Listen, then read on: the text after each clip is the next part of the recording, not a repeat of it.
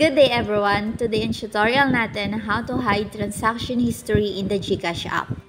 We all know that the GCash app does not have a built-in feature to remove or delete transaction history. But today, I will show you how to hide certain transactions sa GCash. Let's start! Open the GCash app, like, subscribe, and hit the notification bell for good luck. And log into your GCash account. From home, tap natin yung transactions.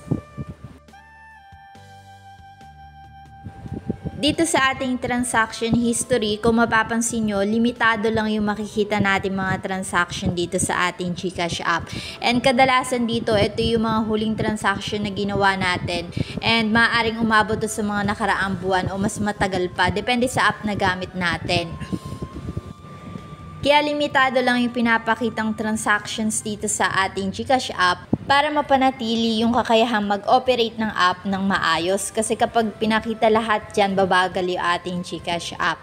Anyway, para ma-hide natin yung certain transaction na gusto natin itago dito, kung meron man nakaka-access ng inyong GCash account, ganito lang po yun. For example, ito yung gusto nyong i-hide dito, yung send money noong October 23. Wala naman talaga tayo totaling pwedeng gawin para ma-hide yan. Pero meron tayong strategy para hindi na makita yan sa ating GCash app dito. And para magawa natin yan, kailangan lang natin gumawa ng mga bagong transaksyon para matabunan to. Isa sa pinakamadaling transaction na pwede natin gawin para tabunan yung transaction na gusto natin itago, pwede tayong mag-send money. Alam nyo ba na for some users, the minimum send money amount can be as low as 1 peso. Madali lang naman matabunan yung certain transaction na gusto nyong i-hide dahil kung makikita nyo tong app ko, 15 lang yung transactions na nakikita dito sa aking GCash app. Pero meron tayong tutorial ng paano makita lahat ng mga transactions sa GCash app. And kung gusto nyo malaman kung paano, meron tayong link. Ilalagay ko na lang sa may comment section. Pero kadalasan naman yung mga nag-o-open ng GCash app, hindi nila maiisip na tinan lahat ng transaction nyo.